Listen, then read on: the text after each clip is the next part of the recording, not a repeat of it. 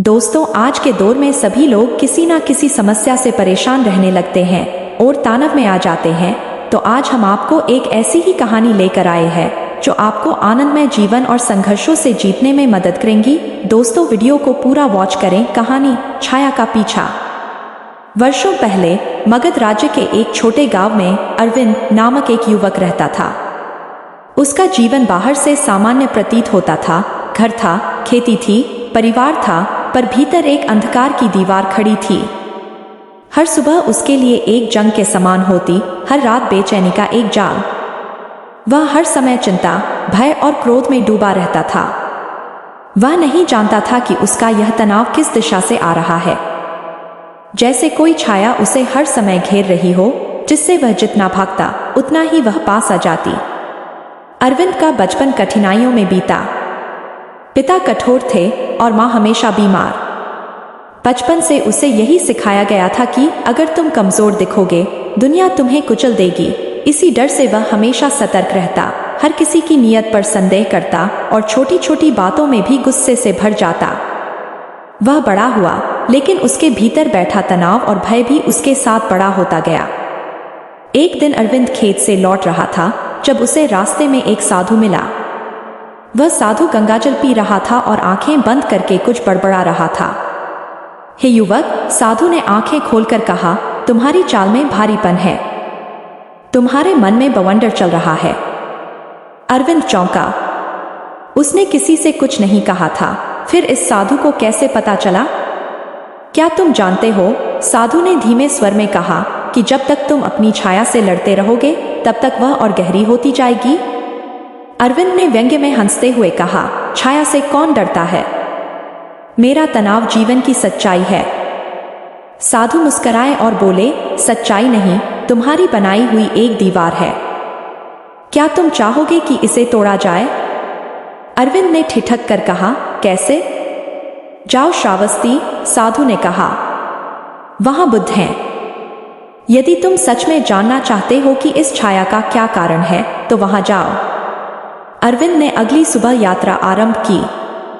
वह नहीं जानता था कि यह यात्रा केवल स्थान की नहीं, बल्कि स्वयं की खोज की थी। रास्ते में वह कई गांवों से गुजरा। हर स्थान पर वह एक नई चुनौती से गुजरा, भूख, लूट, भ्रम और अकेलापन। लेकिन उसके भीतर एक बेचैनी थी जो उसे रोके नहीं रही थी। एक रात जंगल में सोते समय उसे एक सपना आया। वह गहरे अंधकार में चल रहा था और एक स्त्री की आवाज गूंज रही थी, कब तक भागते रहोगे? उसने उस आवाज को पहचानने की कोशिश की, पर वह छाया बनकर गायब हो गई। दोस्तों, वीडियो को लाइक भी करते चले। अंततः अरविंद श्रावस्ती पहुंचा, जहां बुद्ध अपने शिष्यों के साथ चेतवन में ठहरे हुए थे।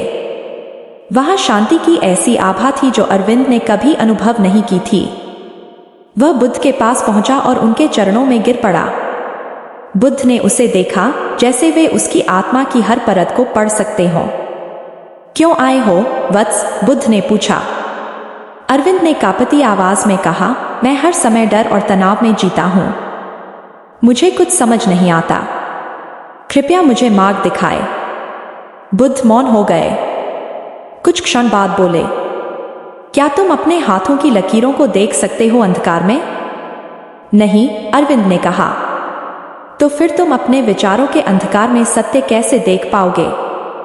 बुद्ध ने अरविंद को एक चुनौती दी, अगले 7 दिन तक मौन रहो। केवल ध्यान करो और अपने भीतर की आवाज सुनो। जो छाया तुम्हें सता रही है, उसका चेहरा खुद सामने आएगा। पहले दिन अरविंद को बेचैनी हुई। वह ध्यान में बैठता तो अतीत के दृश्य तैरने लगते, पिता की डांट, माँ की मौत, अकेलापन, असफलताएं। तीसरे दिन वह रो पड़ा। उसका शरीर कांपता रहा। चौथे दिन एक और सपना आया। वह अपने ही चेहरे को देख रहा था, लेकिन वह चेहरा उसका नहीं था। वह क्रोध, घृणा और भय का चेहरा था। 7वें दिन जब वह ध्यान से उठा तो उसकी आंखों में शांति की झलक थी। उसने बुद्ध से कहा, मैंने उसे देख लिया। वह छाया मेरा ही एक रूप थी जो मैंने वर्षों से छिपा रखा था। बुद्ध मुस्कुराए। जैसे दीपक जलने से अंधकार भागता है, वैसे ही आत्मज्ञान से भय लुप्त होता है। अब तुम जान गए हो तनाव बाहर नहीं है, वह भीतर की एक भ्रांति है। अरविंद ने बुद्ध से दीक्षा ली और वहीं रहने लगा। उसने अपने भीतर के विकारों को एक एक कर देखा, समझा और त्यागा। उसका चेहरा अब तेजस्वी हो चला था और उसकी आंखों में दृढ़ता के साथ करुणा भी थी। वर्षों बाद वह एक महान भिक्षु बना। लोग उसे संयम तपस्वी कहने लगे। वह स्वयं उन लोगों की सहायता करने लगा जो तनाव, भय और भ्रम में जी रहे थे।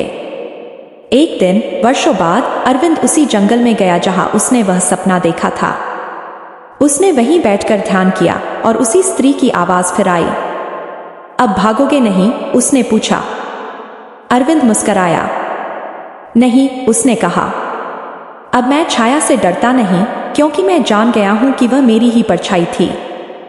उस दिन से अरविंद की आत्मा मुक्त हो गई। महात्मा बुद्ध की यह शैली यही सिखाती है कि तनाव कोई बाहरी राक्षस नहीं, वह हमारे भीतर जन्मा भ्रम है। जब तक हम स्वयं से भागते रहेंगे, यह छाया हमारा पीछा करती रहेगी। लेकिन जैसे ही हम रुककर उसे समझते हैं, वह खोखली सिद्ध होती है।